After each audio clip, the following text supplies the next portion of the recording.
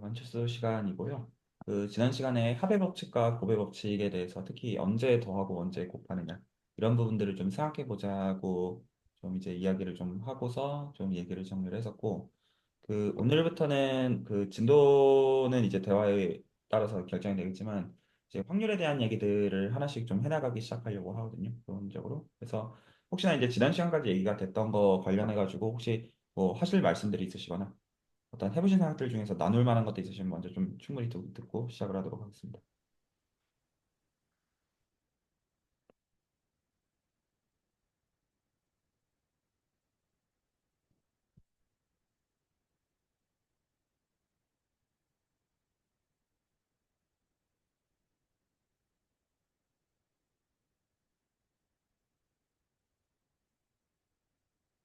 뭐 없으신가요? 네, 저 말씀드리겠습니다. 네, 곱하기를 이제 경의수라고 해야 되나요? 줄 세우기 또는 그 팩토리얼 할 때의 그 곱하기를 왜 하냐, 요거를 조금은 저는 생각했는데, 아주 의미 있는 그런, 어, 생각에 진전은 없었던 것 같아요, 저 개인적으로는. 어, 제가 생각했던 거는 그 수형도인가요? 그게 가지 뻗어나가는 거를 생각을 했을 때, 저 가지들의 개수를 세는 거에 대해서 지난번에 조금 얘기가 나왔던 것 같은데, 그 방식으로 생각했을 때는 이해가 됐거든요. 근데 그거를 이게 말로 설명을 하려고 하니까, 그냥 어느 정도 이해된다, 요 정도로만, 와닿는 것 같고, 그 더 이상의 설명을 어떻게 해야 될까, 요거가 좀 저는 안 풀렸던 것 같습니다. 네, 좋습니다. 이상입니다. 또 있으신가요?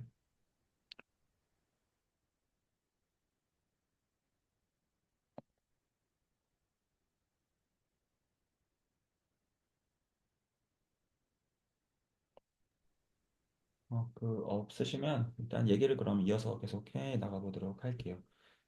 확률에 대해서 얘기들을 좀 해나가기 시작하고자 하는데 그 여러 이제 관점들이 있어요. 이제 확률들을 접하는 그 관점에 있어서 굉장히 좀 기초적으로 다를 수도 있고 사실 이제 굉장히 지금 이제 특히나 기계학습의 시대에 가장 핵심에 해당하기도 하고 오늘 이제 수질 단톡방에서 얘기 올라오고 있는 것처럼 이제 노벨 물리학상을 이제 이쪽 계통으로 지금 받고 있는 시대를 저희가 살고 있으니까요. 그 중요성은 이루 말할 수가 없겠고요. 기본적으로 확률에 대한 개념들은 저희가 이때까지 집합을 토대로 다루어 온, 그리고 구체적으로 카운팅하는 과정에서 합의 법칙과 고의 법칙을 토대로 하는 것들을 토대로 기본적으로 거진다 설명할 수 있는 것들이긴 합니다. 그렇기 때문에 저희가 집합에 대한 얘기들을 좀 본 가운데 확률에 대해서 좀 보고자 하는데 얘기를 오히려 좀 그렇게 시작하면 좀 어떨까 하거든요. 어떤 문제들로 바로 들어가서 보기보다는 혹시나 어떤 확률이랑 관련된 것들에 대해서 어떤 각자가 이것들을 좀 공부해 볼 만한 모티베이션들이 좀 있으신지 좀 그런 얘기들부터 시작을 해보면 좀 어떨까 싶거든요. 단순히. 그래서 없으셔도 됩니다. 혹은 부정적인 얘기를 하셔도 괜찮은데 이제 당분간에 어떤 확률에 대한 얘기들을 조금 해나가려고 하는데 이야기들을 해나가기에 앞서가지고 어떤 확률이라는 걸 굳이 내가 알아갈 만한 어떤 가치나 어떤 이유가 좀 있을까라는 점에서 일단 좀 나이반 상상들을 좀 먼저 좀 공유를 좀 하는 가운데 좀 그 부분들을 매개체로 해가지고 어떤 얘기들을 좀 제가 같이 할 수 있는지 얘기 나누면 어떨까 싶거든요. 그래서 혹시 얘기들 좀 나눠주시면 어떨까 합니다.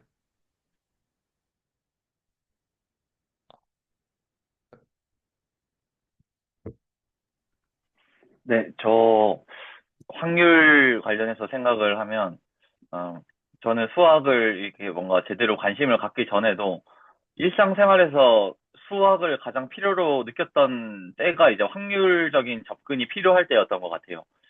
그게 뭔가 통계를 해석하는 것도 있을 수가 있고, 아니면 이 A안과 B안 중에서 어떤 거가 확률적으로 나을까 이런 거를 생각을 할 때도 여러 근거를 통해서 확률을 내야 되는데 그런 거를 생각할 때 확률 개념이 좀 빈약하다 보니까 좀 애를 먹었던 기억이 있고요. 그 다음에 또 일상적이라고 볼 수 있는지 모르겠지만 좀 기억에 남는 거는 그 약간 투수기기 같은 거 할 때도 확률 문제가 많았던 것 같아가지고 그 이름이 정확히는 기억이 안 나는데 몬티홀 문제였나요? 그 세 가지 퀴즈쇼에서 세 가지 선택지 주고 그거 하는 거에서 그거가 너무 이해가 안 돼가지고 계속 애를 먹었던 기억도 나거든요. 그래서 그때 그런 게 잘 이해가 안 되니까 아, 확률이라는 게 대체 뭘까라는 거에 대해서 좀 궁금해졌던 기억이 있습니다. 좋습니다. 그 확률에 대해서 내가 왜 신경 쓸 만한가라는 거에 대해서 좀 생각을 좀 공유를 좀 하고자 좀 여쭤보는 상황입니다. 저는 사실 제 일상에서 제일 확률이 많이 쓰였던 때는 학교에서 확률과 통계 수업 들었을 때였어요.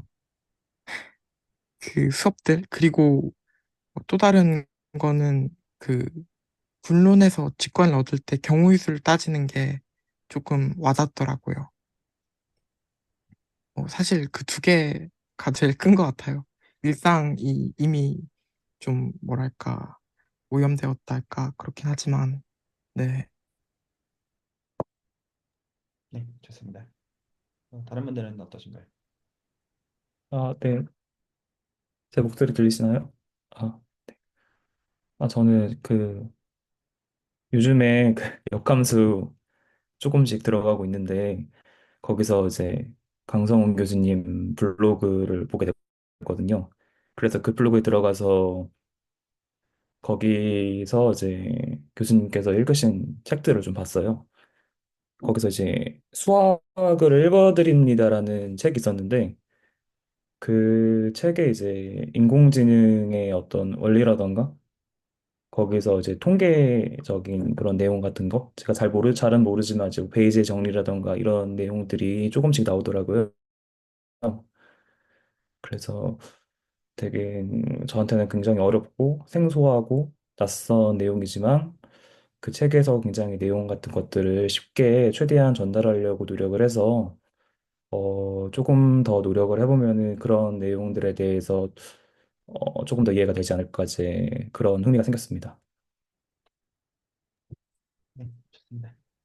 지금 어떤 대화를 하고 있냐면 그 슬랙에다가 지난주에 공유해드렸던 요 노트를 토대로 해서 저희가 이때까지 집합에 대해서 했던 논리들을 토대로 해서 확률에 대한 얘기들을 완처스 때 시작을 해나가고자 하는데 그 일단 뭐 얘기들을 배우기 전에 좀 우리들을 충분히 어떤 모티베이션을 줄 만한 그런 계기들이 좀 있을까? 없어도 됩니다. 그래서 그냥 어떤 느낌들을 현재 확률이라는 것들을 어떤 알아간다고 할 때 좀 갖고 계시느냐에 대해서 한 차례 생각해 보자는 거죠. 사실 내용보다는 오히려 이게 더 중요할지도 모릅니다.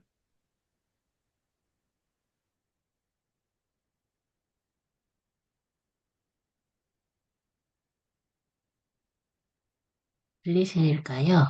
네, 잘 들립니다. 말씀해 주십시오. 네. 저는 확률과 통계를 따로 느낌을 가지고 있는데, 통계는 자격증을 위해서 논문을 쓸 때 그 한정된 데이터를 가지고 원하는 결과를 만들어내기 위해서 그 튀는 결과들을 적으면서, 아, 이게 조작될 수 있겠구나, 내지는 팩트가 아닐 수 있겠구나라는 생각을 그때 좀 많이 했던 것 같고, 그래서 통계를 생각하면, 아, 팩트 체크를 잘 해야 될 텐데라는 생각이 많이 들었던 것 같아요. 다 믿을 수는 없겠구나, 내지는, 예, 그런 느낌이 있고, 그래서 잘 속지 않기 위해서 배워야 되겠구나라는 생각을 하고 있고, 그 다음에 제 경우의 수 같은 경우에는 제가 불안도가 높은 편인데, 이제 세상을 살아가는데 이제 수많은 결정을 할 때 이제 온갖 경우의 수를 생각하고 이제 거기에 따른 이제 옵션들을 생각하고 이제 가능성들을 생각하고 장단점을 생각하고 이러면서 결정을 하는데 아 이런 게 알고리즘으로 딱 만들어져서 결정을 쉽게 할 수 있으면 좋겠다라는 바람으로 경우의 수를 생각했던 적이 있었고 이런 비슷한 이야기를 카밀라 팡이라고 약간 뉴로 다이버시티가 있는 ADHD가 있는 무슨 신경과학자가 비슷한 얘기를 책을 썼던 것 같은데 거기에 많이 공감을 했었던 것 같습니다. 그래서 공부가 필요한 부분인 것 같습니다. 네, 좋습니다. 네, 혹시 또 다른 분들도 나누신 얘기도 있으면 드리겠습니다.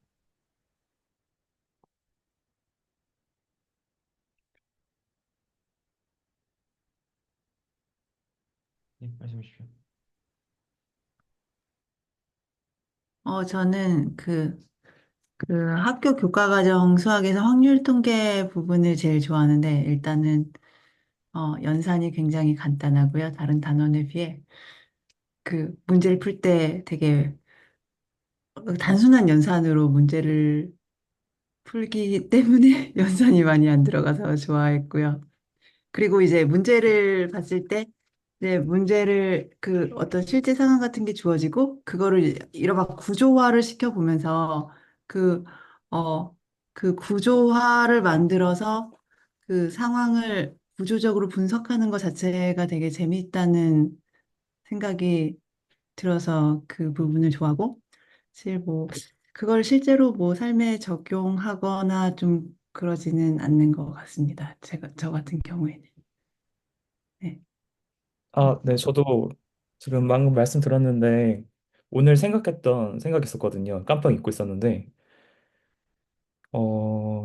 그러니까 곱셈의 원리라던가 이런 걸 생각했을 때 예전에 이제 재미있게 봤던 영화나 이제 요즘에 인기 있는 애니메이션 같은 게 떠올랐어요. 그러니까 게임에서 우리가 캐릭터로 조작해가지고 이제 어떤 플레이를 하다가 중간에 죽을 수가 있잖아요. 그럼 저희는 죽으면은 세이브 포인트로 다시 돌아가서 그 게임을 진행하게 되죠. 그래서 그 세이브 포인트까지 가는 길이 N개가 있고 또 세이브 포인트 1에서 세이브 포인트 2까지 가는 또 경로가 또 M개 있으면은 이런 식으로 경우의 수가 계속 이제 이렇게 수영도는 아니구나. 이렇게 그물처럼 이렇게 이어지는 것 같아서 그런 게 생각났거든요. 그래서 이렇게 나비 효과 영화의 어떤 스토리도 어떻게 보면 그 미래로 이어지는 하나의 가능성을 찾기 위해서 계속 세이브 포인트로 돌아가서 다시 연결되는 지점이고 그래서 되게 어떻게 그런 식으로 좀 이렇게 생각해 보는 기회도 있었습니다. 네, 좋습니다. 또 있으신가요?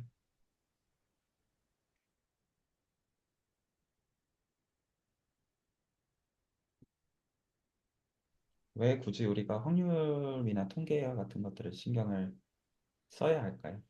굳이 그럴 가치가 있을까요? 정답은 질문입니다.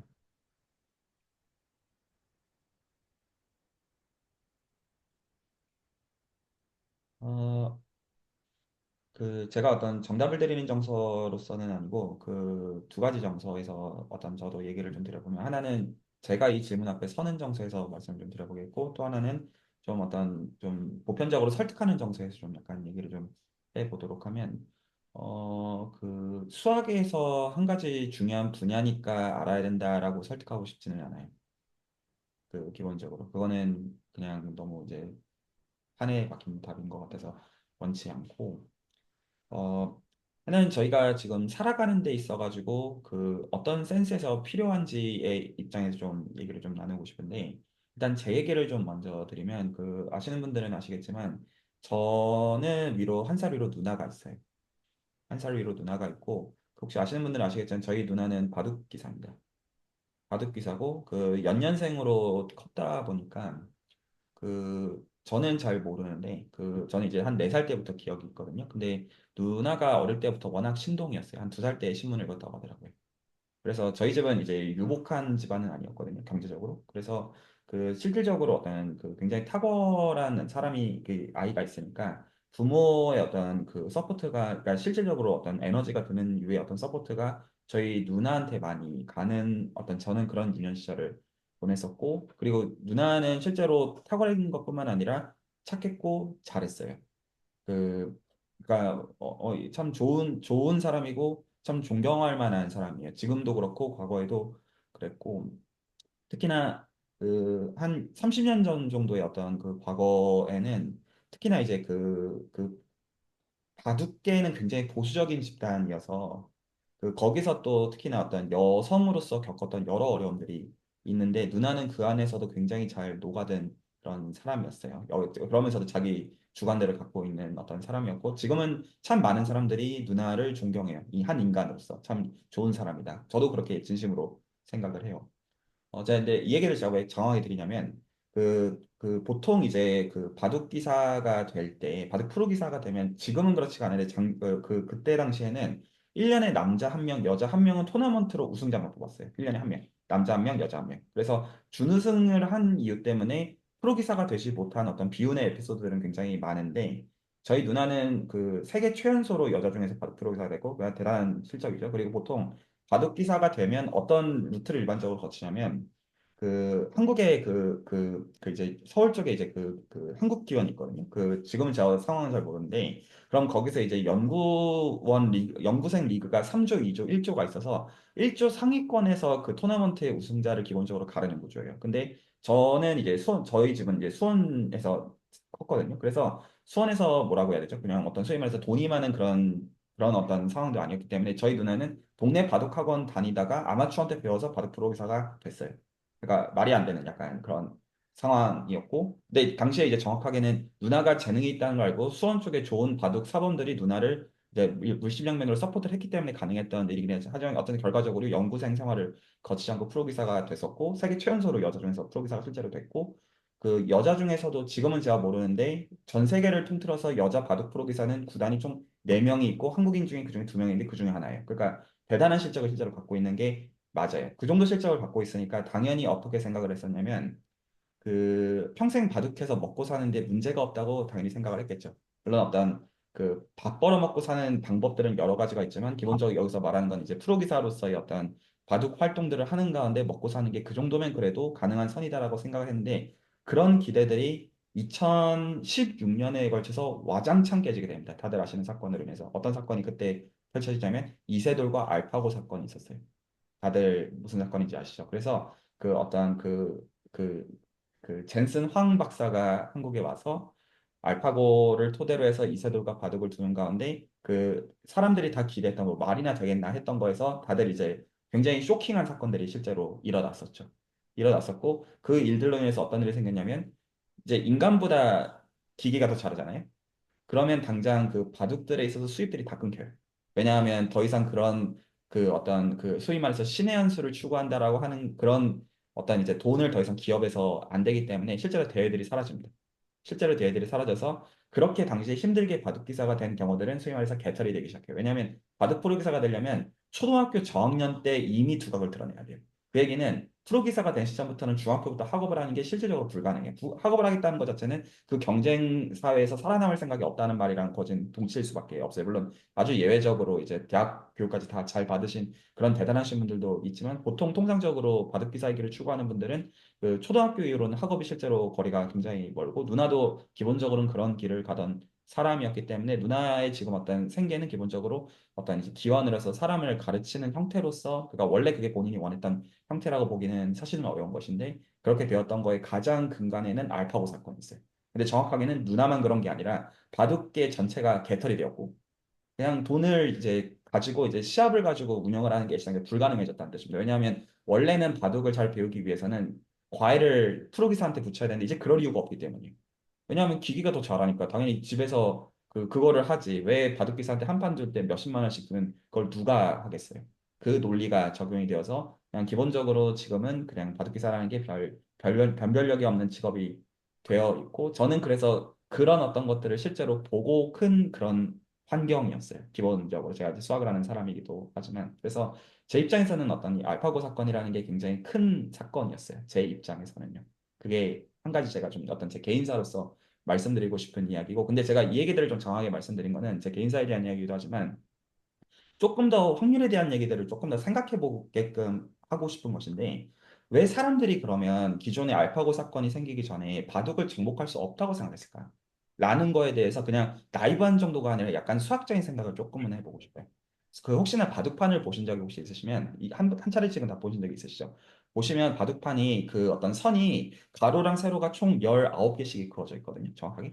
그래서 총 이제 다들 아시다시피 흙부터 시작해서 흙백이 번갈아 가면서 어떤 착수를 한 다음에 맨 마지막에 누가 더 집을 많이 갔는지로 승패가 결정되는 구조예요. 바둑이라는 어떤 게임 자체가. 그러면 바둑은 저희가 지금 지난 시간에 팩토리얼에 대해서 언제 곱하고 언제 더하느냐에 얘기를 했기 때문에 그러면 바둑에서는 가로 세로가 총 19개다 보니까 총 몇 개의 칸수가 있냐면 19 곱하기 19의 칸수가 있어요. 그러면 이거를 암산으로 계산한다면 어떻게 생각하시면 되냐면 저희가 a 빼기 b의 제곱이 a 제곱 더 빼기 2ab 더하기 b 제곱인 것들을 알고 있잖아요. 그러니까 19 제곱이니까 20 빼기 1의 제곱을 생각하시면 돼요. 괜찮죠? 20 빼기 1의 제곱을 생각하시면 20의 제곱 빼기 40 더하기 1이니까 경우의 총 착수할 수 있는 경우의 수가 361가지예요. 그러면 이렇게 진행이 되는 거죠. 그러면 단순하게 우리가 이때까지 했던 논리를 본다면 어떤 집합으로서 표현을 한다면 총 361개의 칸수를 갖고 있어요. 동의하시죠? 361칸에 대해서 흙부터 시작해가지고 흙 빼기 번갈아 가면서 바둑을 두어야 돼요. 그러면 경우의 수는 몇 가지가 나옵니까? 세상에 놓을 수 있는 모든 바둑의 경우의 수 몇 가지죠? 첫 번째 수는 몇 가지? 첫 번째 가능한 경우의 수는 몇 가지입니까? 361가지입니다. 동의하시죠? 네. 두 번째 수는 몇 가지죠? 그 둔대는 다시 둘 수가 없다라고 가정을 하죠. 사실은 둘 수 있는. 361 마이너스 1이요. 네, 그러니까 361, 360, 359 이런 식으로 하죠. 사실 바둑의 룰로 인해서 둔대를 다시 둘 수 있는 예외적인 상황들이 발생하는 하지만 그런 거는 배제하고 생각을 하자고요. 그렇게 배제하고 생각하면 아주 러프하게만 계산을 한다면 361 뭐가 된다는 걸 볼 수 있냐면 팩토리얼이 된다는 거를 볼 수가 있어요. 동의가 되시나요? 왜냐하면 이게 곱의 법칙을 적용해야 되는 상황이죠. 왜냐하면 순차적으로 계속 해야 되는 논리니까 선택이 아니라 순차적이니까 계속 곱해야 되고 이전 거를 배제하는 논리에서 본다면 361 팩토리얼이에요. 그러면 이거에 대해서 예를 들어서 실제로 한번 이 숫자를 집어 넣어 보시면 361 팩토리얼 얼마나 큰 숫자인지 약간 감을 잡기 위해서 제가 설명을 좀 해드리면 그 우주에서 만들어지는 지금 저희와 같은 유기물을 포함해서 저희 인간과 같은 유기물을 포함해서 단백질을 가지고 만들어지는 경우의 수가 30 팩토리얼이라는 거예요. 우주 전체에서. 단백질의 모든 조합에서 나오는 게 30 팩토리얼이 안 돼요. 그러니까 바둑의 361 팩토리얼이라는 숫자는 어마무시하게 큰 수입니다. 그러니까 원래 기존의 어떤 바둑에 대해서 보았던 그런 견제들에 있어가지고는 그렇게 생각했던 거죠. 어떻게 인간이 어떤 이런 구조 같은 걸 알고리즘ik하게 잘 잡아낸다고 해도 이 거대한 숫자를 컨트롤하는 것은 불가능할 거야. 라는 생각이 합리적으로 여겨졌던 거예요. 실제로 한 20팩토리얼 미만으로 됐거든요. 우주에서 단백질을 가지고 만들 수 있는 모든 유기체에 대해서. 근데 그것 따위랑 비교도 안 되게 큰 숫자이기 때문에 이거가 유한한 숫자인 건 맞지만 사실상은 이걸 어떻게 다룰 건데 이 거대한 경우의 수를 이라는 거에서 사실 사람들이 그래서 체스는 정복이 될지언정 바둑은 정복하는 게 불가능하다고 믿었던 거예요. 이게 어떤 숫자로서의 어떤 근거예요. 그런데 그게 오늘 이제 단톡방에서 이야기가 나왔던 노벨 물리학상을 포함해서 그 제프리 힌턴이라는 사람이 그 노벨 물리학상을 받은 사람 한 명으로 언급이 되는데 그 사건의 실제로 핵심은 뭐냐면 그 계산의 속도를 올리는 데 있어요. 뭐를 이용해서 올리냐면 행렬 곱셈을 이용해서 속도를 올리는 게 사실 이게 노벨 물리학상의 진짜 컨트리뷰션이에요. 그러니까 어떤 계산을 실제로 하는 계산 양 자체가 너무나 방대한 거를 행렬 곱이라고 하는 그중에 정확하게 컨볼루션이라고 불리우는 특정 행렬 곱을 도입해서 계산 속도를 줄인 게 실제로 물리학상을 받은 그 진짜 근거예요. 그 올라온 어떤 여러 이제 화려한 어떤 단어들이 등장. 실제로는 어떻게 해야 곱셈의 속도를 빨리 높일 수가 있느냐가 진짜 컨트리뷰션이에요. 그리고 그 과정에서 한 20년 정도 인내하는 세월이 걸렸기 때문에 사람들이 제프린턴이 대단한 사람이다, 대부다 이런 식으로 어떤 부르는 거거든요. 기계학적 쪽에서. 자, 그래서 일단은 제가 말씀드리고 싶은 거는 제 개인사에 있어가지고는 알파고 사건은 저희 적어도 제 집안을 뒤집어 놓은 에피소드였고, 그런데 그 이면에는 실제로 어떤 그 알파고와 같은 이 알파고는 실제로 뭐 하는 머신이냐면 혹시 그 원리 같은 걸 찾아보시면 지금은 대중들을 위한 설명들도 좀 있을 수 있어요. 보시면 확률 계산기예요. 아주 단순하게 얘기한다면. 그러면 놓여져 있는 그 현재 그 바둑 반상으로부터 바둑판으로부터 어디에다가 두는 게 가장 이길 확률을 높이는지 확률 계산기가 실제로 알파고의 역할이에요. 진짜 하는 건 정확하게. 그래서 이 확률 계산이라는 걸 토대로 해가지고 그런 것들을 한다라는 거예요. 이게 그래서 저의 어떤 개인사랑 관련된 어떤 이야기로서 제가 말씀드린 거고 확률이라는 거를 어떤 신경 쓰는 어떤 맥락, 약간 기술학적인 맥락에서는 좀 그런 맥락이 있고 더 나아가서 조금 더 생각을 해본다고 한다면 예를 들어서 여기 계신 분들 다 챗 GPT 한 차례씩은 써보셨고 아마 쓰고 계시죠. 어떤 본인들이 어떤 쓰고자 하는 목적에서요. 챗 GPT가 실제로 어떻게 하고 있는 거냐? 이것도 확률 계산기예요. 예를 들어서 영어 문서나 이런 것들 하시면서 번역기 같은 거 가끔 쓰시죠. 가끔. 이런 것도 실제로는 확률 계산기. 그러니까 이것들은 실제로 뭔가를 디터미니스트하게 뭔가 이제 어떤 정해져 있는 인풋에 대해서 정해져 있는 아웃풋을 결정하는 게 아니에요. 다 확률을 계산하고 있는 것들이거든요. 그리고 아마 이제 저희 삶에 다들 이제 지금은 다 믿으실 거라고 생각해요. 뭐가 들어올 거냐면 한 10년, 20년 내에 분명 예를 들어서 로봇 비서나 뭐 로봇이 서빙하고 이제 이런 말들이 영 현실성이 없는 얘기를 전혀 느껴지지 않으시죠? 굉장히 당연한 어떤 면에서는 인간이 어떤 인력을 대체하는 것을 너무 당연하게 지금 오히려 생각하고 그걸 어떻게 대처할지의 시대를 저희는 살고 있는 거고 저희 후세대들은 그런 것들을 굉장히 고민하고 살아갈 거예요. 그러면 실제로 아마 그런 영상들도 보신 적 있어요. 어떤 로봇이 막 뛰어다니고 뭐 그런 것들을 보신 적 있으시죠? 그리고 그런 것들을 생각해보면 한편으로는 무서워진단 말이에요. 그런 것들이 나중에 전쟁에 어떻게 쓰일지 이런 것들을 상상을 해보면 굉장히 무섭단 말이죠. 여러 센스에서. 근데 그런 실제적인 모든 프로세스들은 다 뭘 하고 있는 거냐면 확률을 계산하는 거예요. 그리고 거기서 실제로 핵심은 확률을 잘 계산하는 거예요. 왜냐하면 그 확률을 주어진 시간 안에 계산을 빠르게 해내야지만 그 퍼포먼스를 달성하는 게 가능하기 때문에. 그리고 실제로 그런 문제도 있어요. 이 확률이라는 걸 그래서 이제 배운다라는 말을 굉장히 나이브하게 이해를 한다면, 그래서 뭐, 이런 어떤 우리가 쓰는 챗 GPT, 구글 번역기, 로봇, 그리고 우리가 어떤 기본적으로 쓰는 이 서비스들의 어떤 밑바닥에 기본적으로 어떤 인공지능을 토대로 서비스가 되어지는 모든 것들은 실제로 확률을 계산하는 것인데, 이 얘기를 연구자들 가운데서는 굉장히 좀 어떤 부정적인 기준에서 생각을 하게 돼요. 어떤 센스에서 부정적으로 생각을 하냐면 그럼 이렇게 저희가 생각할 수가 있어요. 그러면 내가 확률 같은 개념들을 잘 문해력을 어떤 수학을 토대로 해서 배워서 그래서 내가 이런 것들을 상당히 잘 알게 된다면 그러면 나한테 이게 도움이 될 수 있는 게 아닐까? 약간 그런 생각을 저희가 마음 한켠에는 한다는 것이죠. 여러 센스에서.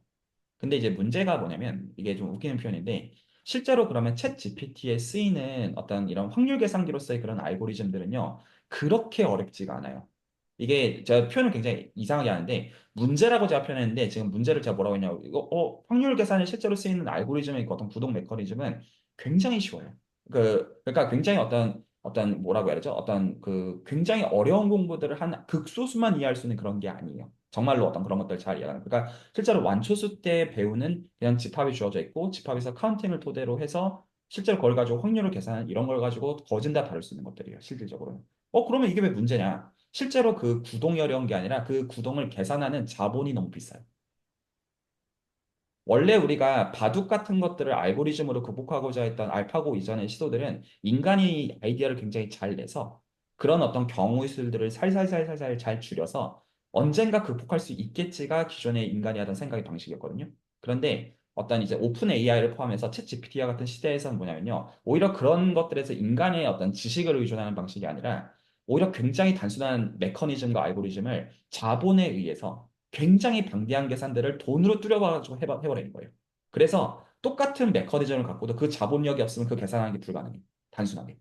아주 단순하게 얘기해서. 그래서 실제로 이게 어떤 기술의 경쟁이라는 거가 그런 의미의 경쟁이라서 실제로 이쪽에 어떤 필드 연구자들이 그런 의미에서 좌절을 해요. 그러니까 좋은 아이디어를 제안을 해서 그 아이디어를 가지고 퍼포먼스를 계산하는 걸로써 개선되는 것보다 그냥 엄청난 숫자의 어떤 컴퓨터로 말하면 어떤 두뇌에 해당하는 거가 어떤 CPU, GPU 이런 단어들을 들어보실 수 있어요. 그래서 그런 것들을 말도 안 되는 자본으로 병렬로 다 달아버려가지고 엄청난 계산들을 해가지고 일개 개인이나 일개 나라의 어떤 자본력으로는 불가능한 그 자본력으로 그것들을 해버리는 거예요.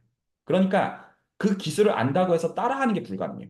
그리고 그 기술의 결과로 이제 어떤 그런 어떤 예를 들어서 엔비디아의 어떤 그런 그래픽 카드나 이런 거가 실제로 열을 굉장히 많이 발생시키거든요. 그래서 그런 것들이 실질적으로 우리가 오늘날 경험하고 있는 어떤 홍수나 가뭄이나 이런 것들이랑도 직접적으로 상관이 있어요. 그래서 실제로는 기술의 경쟁이라고 말을 하지만 사실상은 자본의 경쟁이에요. 그래서 오히려 굉장히 애매한 거예요. 그 내부 사정으로 들어가 보면. 그러니까 이게 만약에 개인의 어떤 아이디어를 가지고, 물론 그 안에서도 어떤 그 번쩍이는 아이디어를 가지고 스타트업을 이루어내고, 거기서 살아남는 신생 기업들이 분명히 있고, 거기서도 그 어떤 생리에 맞도록 하는 것들이 맞겠지만, 근데 이제 실질적으로는 굉장히 어떤 그 왜곡된, 기형된 형태들로 지금 많은 것들이 지금 이제 이루어지고 있는 시대 가운데 저희는 사실 후세대에 대해서 고민하고 있는 좀 그런 시대를 살고 있는 상황인 거예요. 그래서 자, 여기까지 말씀을 좀 드리고 좀 제 얘기를 좀 정리하면 다음 것 같아요. 그래서 실제로 보통 이제 이런 인공지능 시대에 살아남기 위한 어떤 목적 의식에서 어떤 확률과 통계들을 배우고자 하는 분들은 지금도 그렇고 앞으로도 계속 늘어날 것 같아요. 그리고 실제로 그 중간 과정에서 예를 들어서 어떤 확률과 전공의 어떤 전공으로서의 어떤 대학원에 진학을 해서 좀 더 그것들을 배우려고 하거나 그리고 실제로 거기서 어떤 소위 말해서 석박사 학위를 취득하거나 거기서 어떤 회사에서 어떤 그런 경험들을 쌓으면 내 어떤 생존에 좀 더 도움이 되겠지라는 어떤 시야들 가운데 다들 어떤 그런 머리들을 굴리고 내 적성에 맞는지는 모르겠지만 일단 그게 뭐 생존에 도움이 되는 것 같으니까 라는 생각들을 하면서 하지만 실제로 이건 굉장히 수학에 편협된 어떤 의견 한 개인의 의견 정도 들어주셔도 괜찮은데 실제로 쓰이는 수학들은 헤비하지 않다. 그래서 완초수에서 지금 다루는 레벨에서 사실상은 커버가 된다고 해도 결국 과언은 아니다. 왜냐하면 완초수 시간에 저희가 예를 들어 조건부 확률 이런 얘기도 분명히 다 할 거거든요. 그래서 그 레벨에서 실제로 이해할 수 있는 것들이 맞다. 근데 문제는 그 문제가 아니다. 돈이 있냐 없냐의 문제이다. 그래서 이게 어떤 사회 구조적인 어떤 문제들이 사실은 개입하고 있다. 라고 말씀을 좀 드리고 싶은 거예요. 그래서 이 확률을 공부한다는 문제가 사실은 여러 층위가 있다. 네, 그냥 잡설 정도로 들어주셔도 괜찮은데 혹시 그래서 얘기들을 시작하기 전에 혹시 하실 얘기들 있으시면 더 듣고 아니면 이제 그 그린 노트에 대해서 얘기를 할게요. 네, 황희 선생님 말씀해 주시죠. 아, 네. 그 말씀 잘 들었습니다. 그럼 그러니까 지금 그러니까 인공지능 대학원이라던가 많은 사람들이 이제 인공지능에 관심을 가지고 이제 공부를 하고 있는데 이제 말씀하신 것처럼 인공지능의 베이스가 되는 수학적인 그런 게 그렇게 헤비하지 않고 누구나 이제 공부를 하면은 습득할 수 있을 정도의 수준이라고 하면은 그런 고급 학문 기관에 가서 공부하는 분들은 어떤 걸 공부하고 그걸 통해서 어떤 걸 목표로 하는지 좀 혹- 들을 수 있는 정보가 있으면 알고 싶습니다. 아, 네. 중요한 질문이죠. 혹시나 오해하지 마십시오. 저는 그 고급 학문들을 하는 게 무의미하다는 말을 하는 게 결코 아니에요. 저도 그런 고급 학문 중에 하나를 하고 있는 사람으로서 이렇게 얘기하는 것인데, 이런 문제예요. 그러니까, 이런 거죠. 예를 들어서, 유수의 어떤 이제 대학 기관에 진학을 해서, 유수의 최첨단 연구들을 한 다음에, 그래서 실제로 어떤 굉장히 의미 있는 연구들을 실제로 한 다음에 좋은 회사에 들어가면 저희가 이제 이름을 아는 어떤 빅테크라고 불리는 그런 데 연구소에 들어가게 되면 그냥 대학이랑 따로 놀아요. 예를 들어 구글이나 뭐 인텔이나 이런 저희가 이름을 들어본 그런 기관들 있죠. 그런 데서 정말로 컨피덴셜하게 수행이 되는 연구들은 당연히 대학에 공개되지 않아요. 너무 당연한 것이죠. 혹시 납득이 가시나요? 그러니까 그 대학에서 하는 연구가 어떤 무의미하다는 센스는 어떤 센스? 실제로 대학에서 하는 연구가 무의미하다는 게 아니라 자본에 의한 것들은 이미 따로 가고 있다는 거예요. 단순하게 얘기해서. 그래서 그런 것들은 대학에서 어떻게 하든 말든 상관이 없어요. 왜냐하면 거대 기업은 거대 기업의 논리에 맞게 단지 움직일 것뿐이고 거대 기업의 논리에서 그 대학에서 써먹을 수 있는 게 써먹으면 되는 거지만 대학에서 잘한다고 해서 거대 기업을 이길 수 있는 경쟁에 간다는 의미랑은 전혀 다른 얘기이기 때문에 그런 의미에서 보통 현타들을 느끼는 경우도 있어요. 대학에서 어떤 하는 것과 실제로 어떤 이런 최첨단 기업에서 하고 있는 거랑은 전혀 사실은 다른 부분들일 수가 있기 때문이요. 그러니까 한 가지는 그 사이드가 굉장히 크게 있다라는 거가 있고요. 말이 납득이 가시나요? 기본적으로. 거대 기업의 논리는 대학의 논리랑 그냥 기본적으로 구분되어지는 것이다가 있고 그리고 보통 이제 이런 공부들을 할 때 개인의 입장에서는 생존에 도움이 될 거라고 생각하는 가운데 이런 공부들을 하는 경우들이 많죠. 어떤 이런 공부들을 하는 가운데 좀 더 이제 내가 더 나은 어떤 직업적 기회와 어떤 이제 커리어적인 기회들, 그 실제로 사실이에요. 그리고 이제 그런 어떤 커리어들을 토대로 해서 그런 기업에 이제 조인하는 것도 실제로 가능하고 또 거기서 어떤 얻은 문해력들을 가지고 뭔가 할 수 있는 것들은 분명히 맞으니까요. 가능성을 주는 거에서는 맞지만 지금 이제 실질적으로 이 얘기들은 어떤 저만 이렇게 주장하는 게 아니라 유튜브 같은 데서 검색을 해보시면 뭐 소프트웨어 엔지니어든 어떤 기본적으로 검색을 해보시면 다 실제로 예를 들어서 아마존이나 구글 이런 데서 일하다가 실제로 잘리신 그런 분들의 얘기들을 가지고 생생하게 요새는 번역 같은 것도 굉장히 잘 되니까 찾아보시는 게 어렵지 않은데 어떤 문제가 있는 거냐면 챗 GPT가 발달하면 당연히 어떤 문제가 있어요? 코딩 같은 것도 다 걔네들이 해주잖아요. 그러면 3세계의 인력들을 가지고도 그 일들을 할 수 있게 되면 줘야 되는 돈이 한 5분의 1에서 10분의 1만 주더라도 똑같은 걸 할 수 있다는 이 생각을 경영자 입장에서 당연히 하겠죠. 그러니까 결과적으로는 어떤 일들이 생기겠어요. 그 고급 인력들이 본인들의 가치를 인정을 받기 위한 어떤 틈새는 갈수록 좁아질 수밖에 없는 구조를 갖고 있는 거예요. 그러니까 당연히 거기서 가치를 인정받는 어떤 예외적인 상황들이 발생을 하면 그거에 대한 베네핏이 발생하는 게 사실이겠지만, 근데 실제로 그게 갈수록 쉽지 않아지는 구조 가운데 있다는 것이죠. 인력이라고 하는 걸 어떻게 정의하느냐에 따라서. 그래서 이게 단순히 이 공부들을 하면 그 다음에 좋은 게 있을 것이다. 이거는 많이 틀린 견질수. 물론 그 안에서도 좋은 기회들이 있을 수는 있지만 이것도 사실 좀 확률 게임이고 사실 일종의 치킨 게임인 부분들이 많다는 것이고요. 그래서 저는 보통 이렇게 말하고 싶어 하는 것 같아요. 저희가 이 시간에 왜 있느냐? 물론 저희가 완초수를 가지고 어떤 지식적인 매개체를 배우고자 하는 것은 맞아요. 수학을 배우고자 이 시간에 모여 있는 것은 맞지만, 그럼 수학을 배운다는 것은 무엇이냐? 단순히 지식을 배우는 게 아니라 수학은 생각하는 법을 배우는 매개체로서의 그거잖아요. 기본적으로. 논리와 계산이라는 매개체를 토대로 해서 내가 생각하는 사람으로서 길러지고자 하는 거가 이 수학을 공부하는 목적이라고 저는 개인적으로 생각을 해요. 그러면 이 생각하는 법을 가지고 저희가 어떤 면에서 구별되기를 원하느냐? 보편적으로 남들이 하는 생각과 다른 생각의 지점들을 가져가기를 원하는 거예요.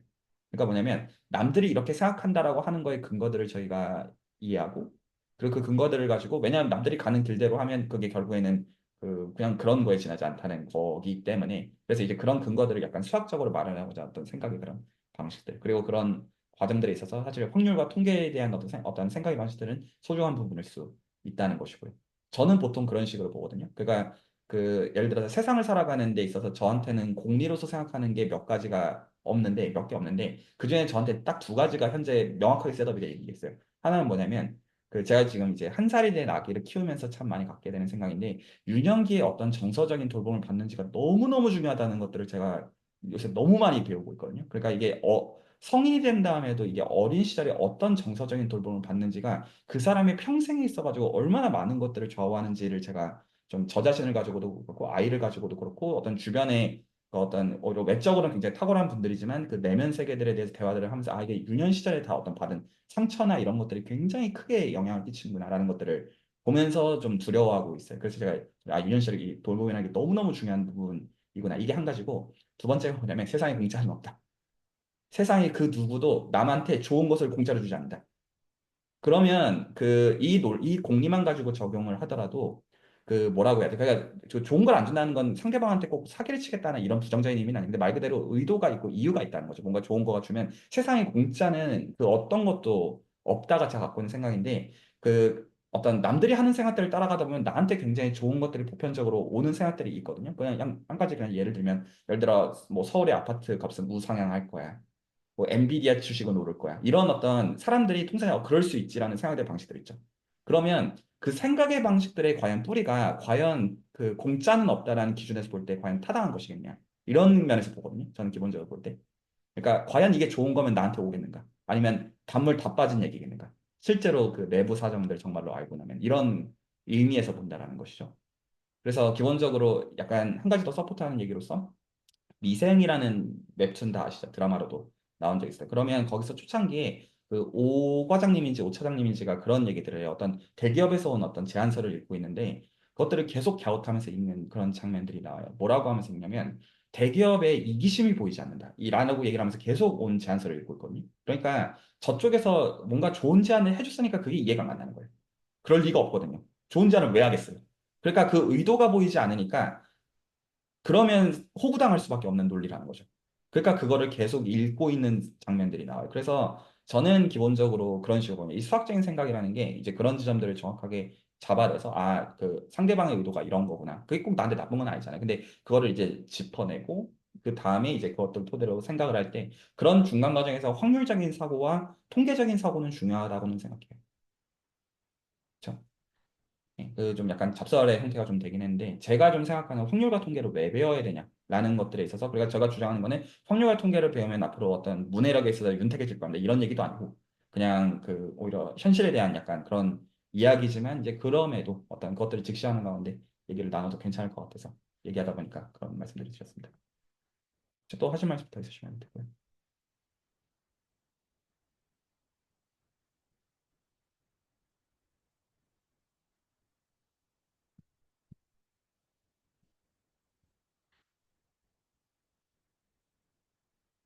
네, 오히려 너무 제가 생각을 좀 하게끔 해드린 것 같아서 혹시나 생각이 너무 무거워졌으면 죄송합니다.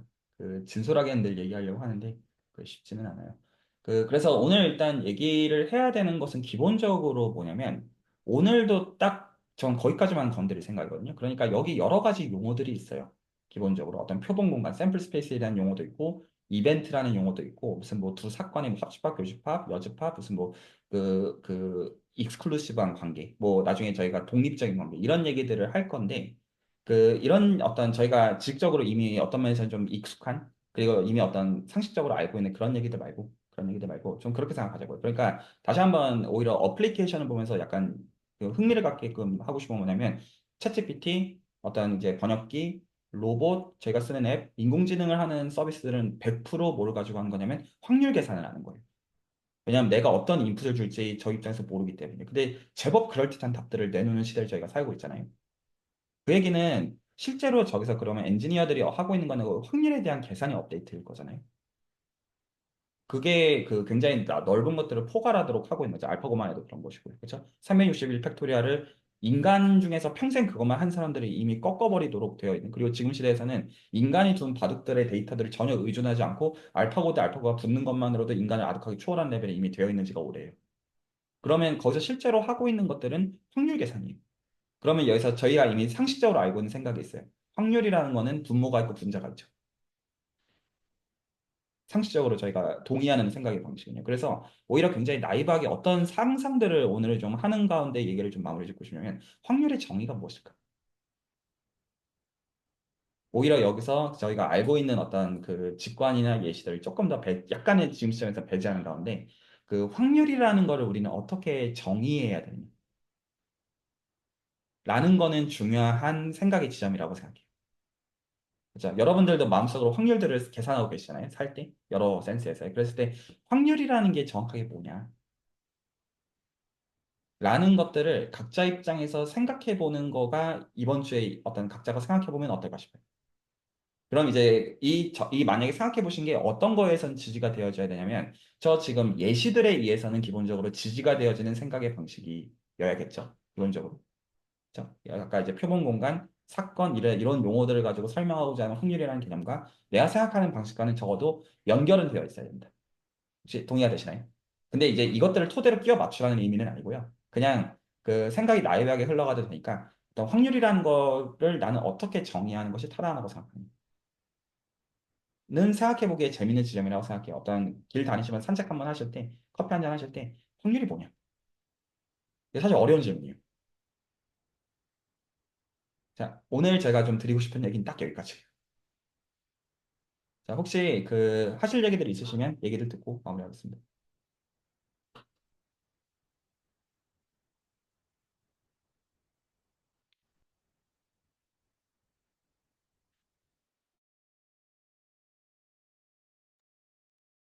아, 네. 네. 제가 말하겠습니다. 어, 일단, 오늘 확률과 관련된 내용은 아니고, 어떤 완초수 커리큘럼에 대한 어떤 질문인데요.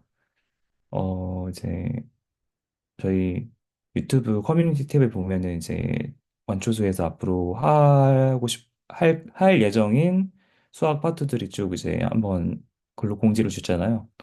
거기서 이제 집합을 통해서 지금은 확률로 들어와 있는데, 그러니까 어떤 것부터 먼저 하고 어떤 것부터 나중에 하는 것에 대한 어떤 의도가 있으신지 궁금하거든요. 이 어떤 이런 뭘 먼저 공부하고 뭘 나중에 공부하는 것에 대해서 뭔가 의도하신 바가 있으신지 교수님께서.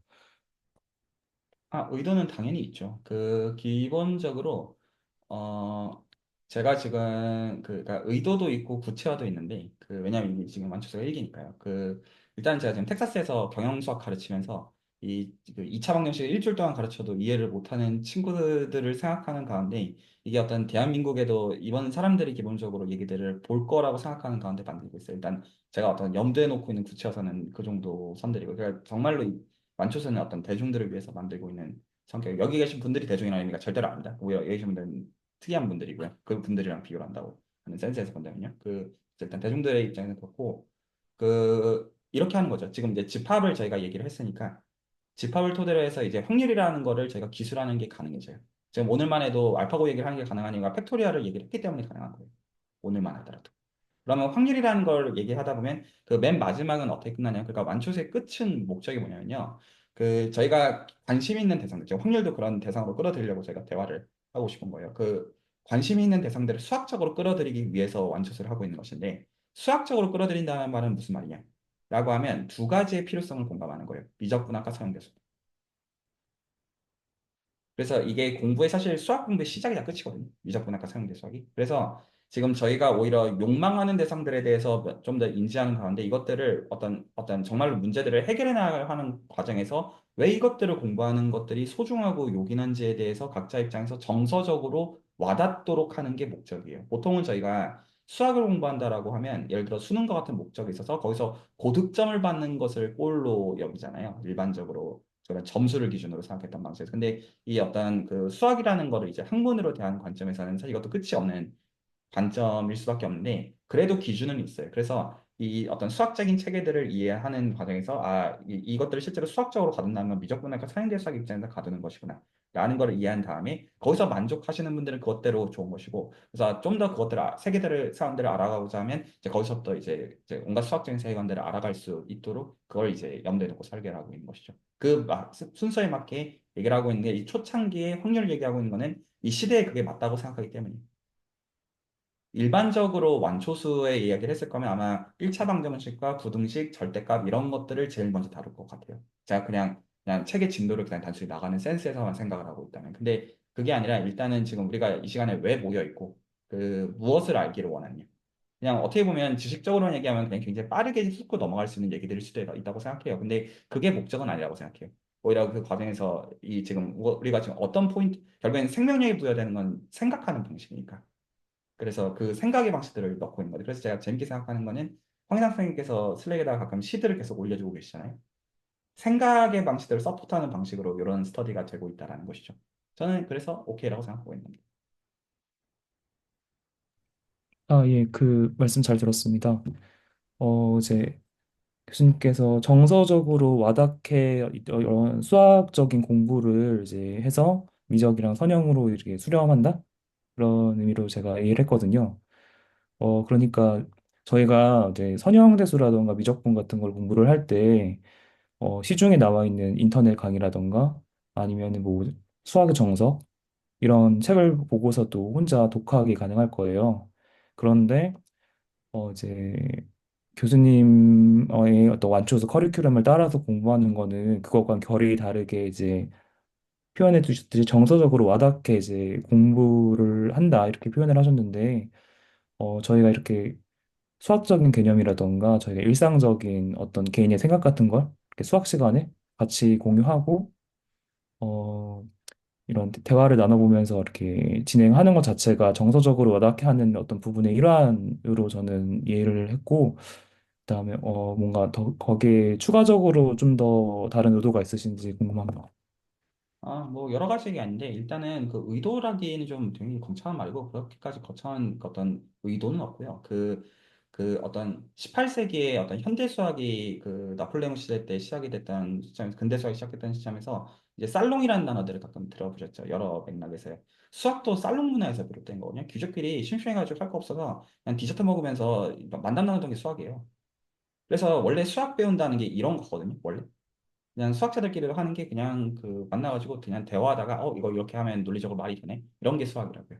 그래서 일단 그런 방식으로 얘기를 진행하고 있을 뿐이에요. 일단은 한 가지는 그렇고 근데 더 나아가서 이런 방식으로 해서 저희가 기본적으로 수학에 대해서 갖고 있는 여러 어떤 괴리감이나 거부감들이 있잖아요. 정서적으로 굉장히 수학하면 두렵고 무섭고 이런 것들이 자연스럽게 이런 대화가 재밌네. 또 하나의 재밌는 취미가 될 수 있겠다. 라는 것들이 많은 분들께 정착이 되고자 하는 활동으로서 유튜브 활동을 하고 있는 것이기 때문에 그리고 제 굳이 의도라는 표현은 좀 애매하지만 이때까지 수준에서 만들어왔던 컨텐츠들은 굉장히 어떤 대학원 위주의 어떤 굉장히 토픽 위주의 것들을 해왔던 것과 달리 이제 완초수부터 시작해서는 굉장히 좀 대중 성격으로 그래서 좀 상상하는 건 뭐냐면 그 송혜 선생님 맞죠? 송혜 선생님이 어떤 그 노래 그것처럼 나중에 사람들이 모여서 그 완초수의 사람들 재밌는 얘기 하더라 저분 재밌다 이런 식으로 볼 수 있는 어떤 문화적 코드로 자리 잡아가면 참 좋겠다 이런 생각을 하고 있어요.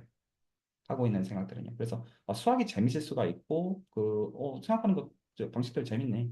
요 문화들을 정착시켜 나가는 게 의도 아닌 의도이긴 한데 네, 예, 그런 면에서 지금 멤버들은 재밌는 멤버들이라고 생각을 합니다. 저 그 수학 책 때 보면은 선형대 수학이 참 많이 나오더라고요. 아까 전에도 시작과 끝이 선형대 수학이랑 해석하기라고 하셨고, 저는 그런데 그 이 추상대 수학 공부할 때 제일 먼저 떠올린 구체적인 예시가 군이었거든요. 가장 시각화하기도 좋고, 그 뭐랄까 유한군으로 따지면 가장 시각화하기도 좋고, 따져봐야 될 그 공리도 몇 개 없고. 근데 왜 하필 선형대 수학이 그렇게 많이 우리 마음의 고향이 된 건지 그게 궁금합니다. 그 윤영희 선생님께 그거를 염두에 두십시오. 듣는 청자들이 본인의 말을 이해할 수 있는지들을 염두에 두시면서 대화를 하시길 원합니다. 제 개인의 생각에는 지금 그 질문은 이 시간에 적합하지 않나요? 제가 답변을 하는 것도 적합하지 않다고 생각해요. 네, 네, 좋습니다. 혹시 또 다른 분들도 말씀하실 것도 있으시면 듣고.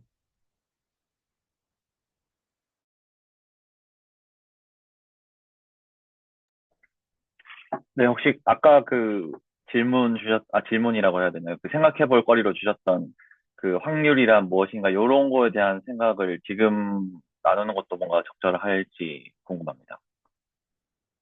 아니면 제가 조금 더 이제 생각을 한 해보는 게 시간 나으려나요? 있다가 네. 나가야 돼가지고 그거는 좀 아, 생각들을 좀 해보고 좀 나누면 어떨까 싶고요. 그리고 좀 모티베이션을 오늘 좀 드리고 싶어요. 우리가 왜 확률이라는 거를 굳이 신경 써야 되나?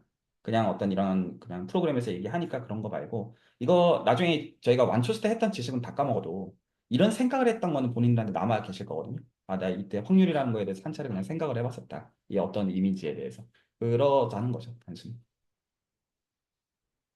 네, 재밌는 생각들 있으시면 슬랙에 미리 좀 공유해 주시는 것도 좋고요. 혹시나 확률에 대한 시 혹시 이삭 선생님이 써주시면 그것도 좀 재밌게 좀 볼 것 같고요. 확률로 어떻게 시를 쓸 수 있을까? 기대가 되는 면도 있고. 많이 어려울 것 같습니다. 많이 어려울 것 같습니다. 아, 그러니까 재밌는 거죠. 생명현상으로도 써주시면 좋을 것 같아요. 생물과 확률 관련으로, 네, 너무 매력적일 것 같아요. 생물이요? 나비의 무늬부터 아, 거미줄의 무늬라든가, 아, 그런 것도 이런 다 것도, 확률적으로 결정되는 거니까요. 네, 완두콩, 이런 것도 다 확률이거든요. 말씀하시는 내용 찾아보겠습니다. 아, 네, 너무 좋습니다. 그래도 다른 분들도 말씀하시면 됩니다.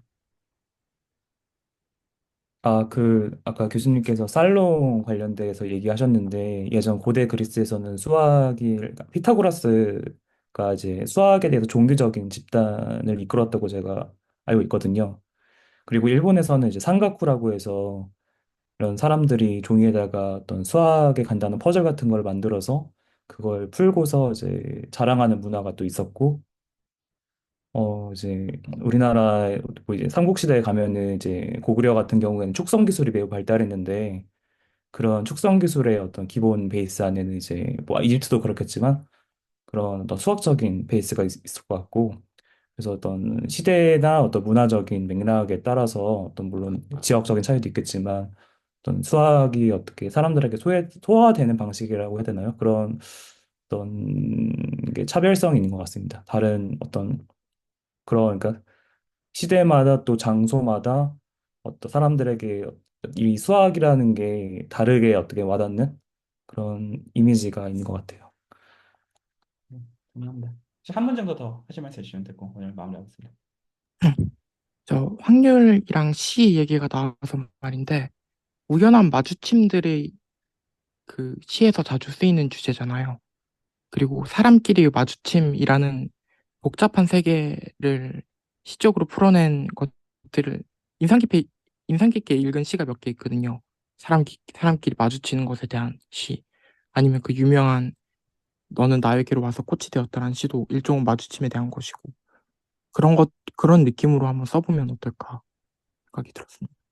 아, 김춘수의 꽃 같은 경우에는 이제 저희가 호명론이라고 해서 철학적인 주제도 들어가는 내용이긴 한데, 음. 네, 생각해 보겠습니다. 너무 부담을 어, 드리지는 않는 선에서 얘기해도 좋을 것 같고 하여튼 음. 적절한 나눔이었다고 생각합니다. 네, 오늘은 여기서 마무리 짓도록 하겠습니다.